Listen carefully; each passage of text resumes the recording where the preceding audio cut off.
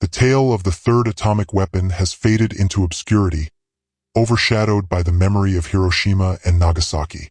Nevertheless, it marks one of the most pivotal moments in 20th century history, when the course of both warfare and diplomacy balanced on a knife's edge. When the second atomic device exploded above Nagasaki on August 9, 1945, the general assumption was that America had depleted its nuclear stockpile, that these two weapons constituted the entire lethal yield of the Manhattan Project. This belief was entirely mistaken. While the mushroom cloud climbed skyward over Nagasaki, researchers and engineers at Los Alamos were already assembling the core for a third atomic device. And President Harry Truman was deliberating on precisely where this subsequent bomb would be deployed. The Manhattan Project hadn't merely manufactured two bombs before shutting down. The enormous industrial apparatus that had been erected throughout America, from the uranium enrichment installations at Oak Ridge, Tennessee, to the plutonium manufacturing reactors at Hanford, Washington, to the weapons assembly facilities at Los Alamos, New Mexico, remained operational at maximum output. General Leslie Groves, the military director of the Manhattan Project, had instituted a manufacturing timeline that would produce atomic bomb cores at a consistent pace.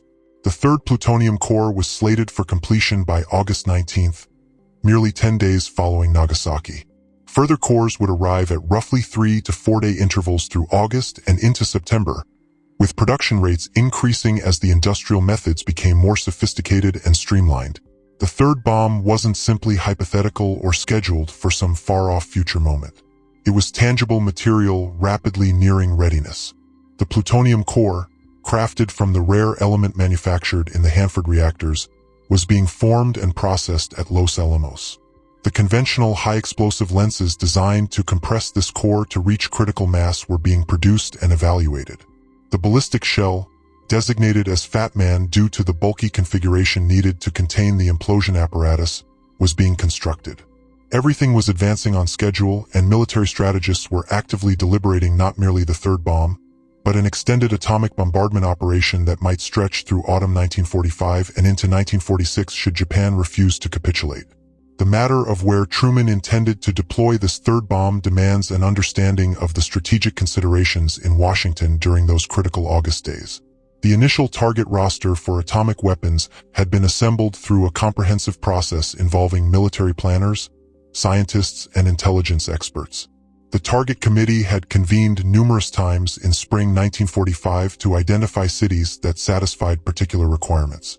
These targets had to be significant enough that their annihilation would showcase the bomb's capability and persuade Japanese authorities that further opposition was pointless. They had to be comparatively untouched by earlier conventional bombing campaigns so that the atomic bomb's distinctive destructive force would be undeniable.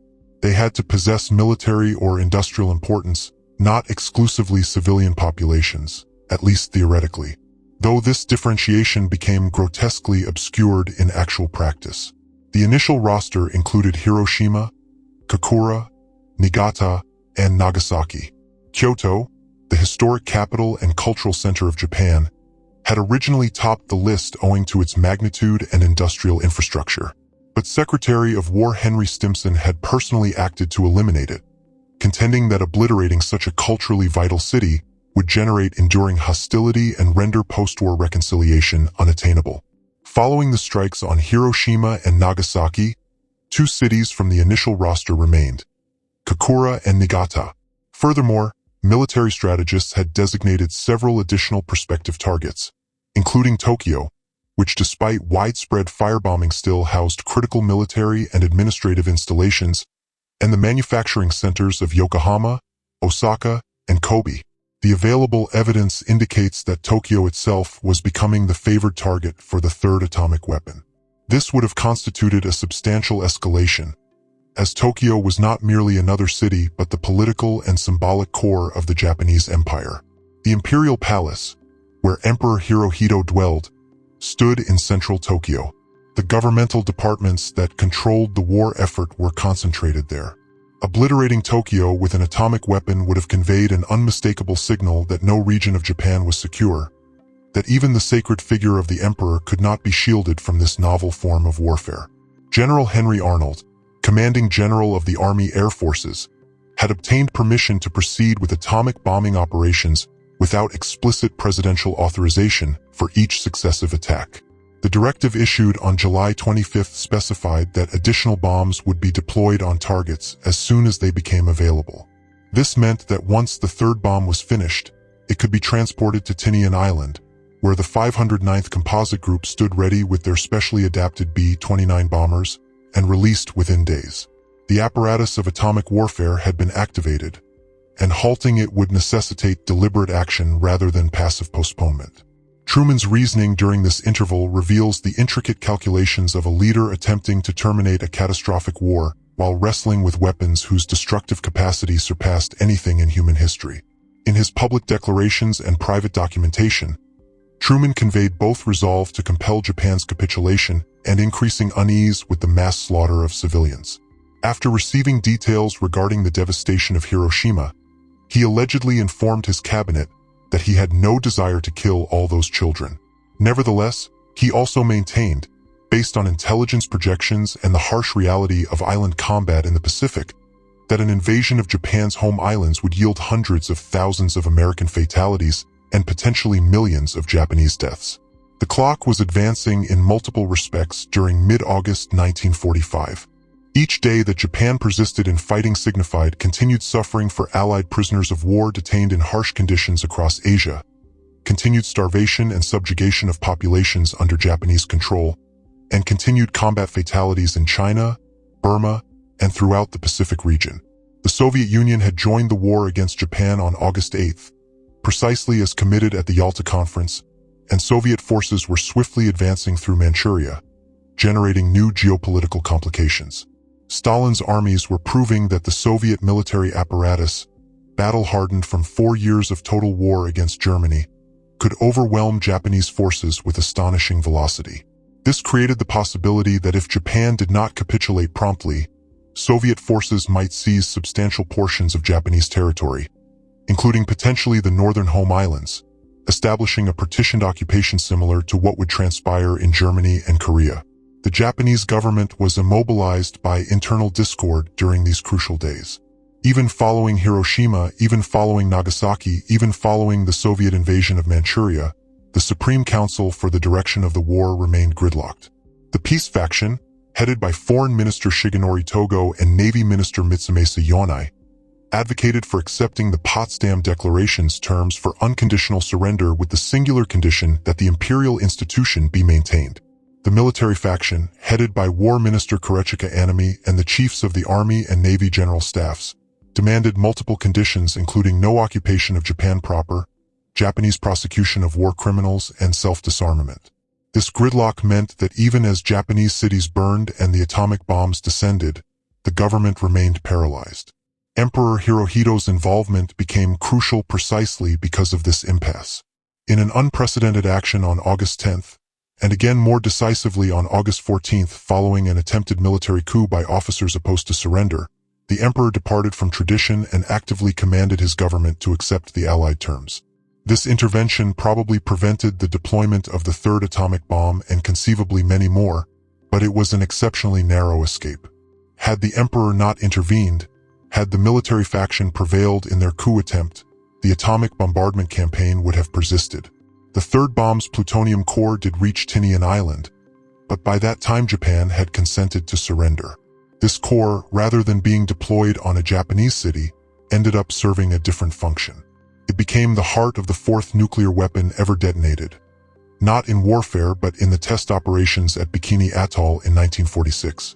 The infrastructure and knowledge that had been assembled to manufacture these weapons didn't simply vanish after Japan's capitulation.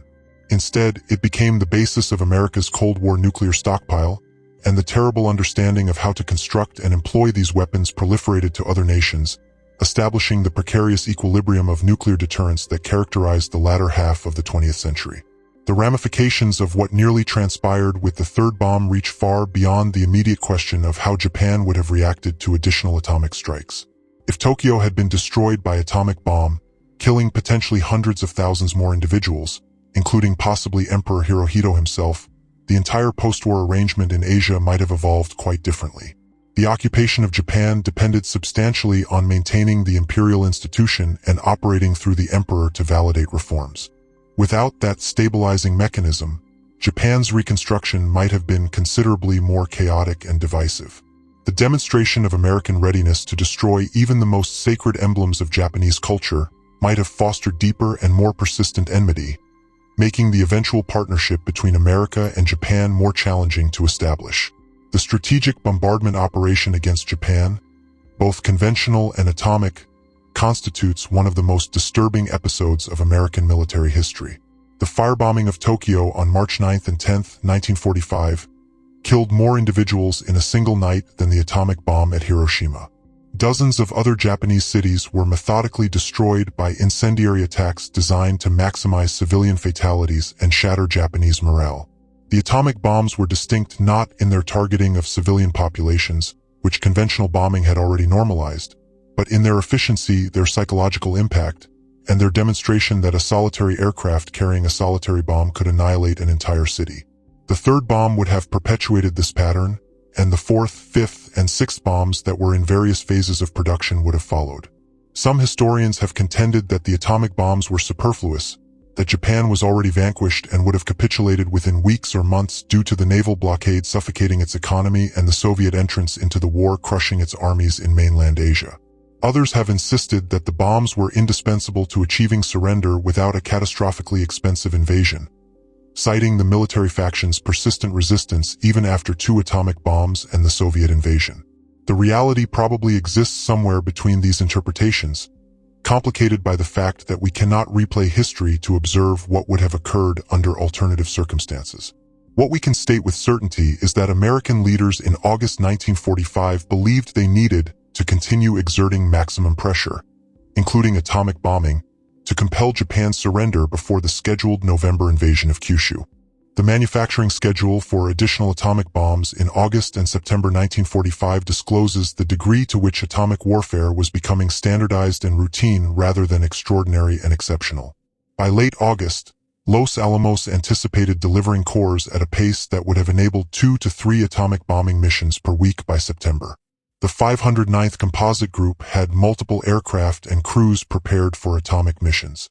The infrastructure for transporting, assembling, and deploying atomic weapons was operating efficiently.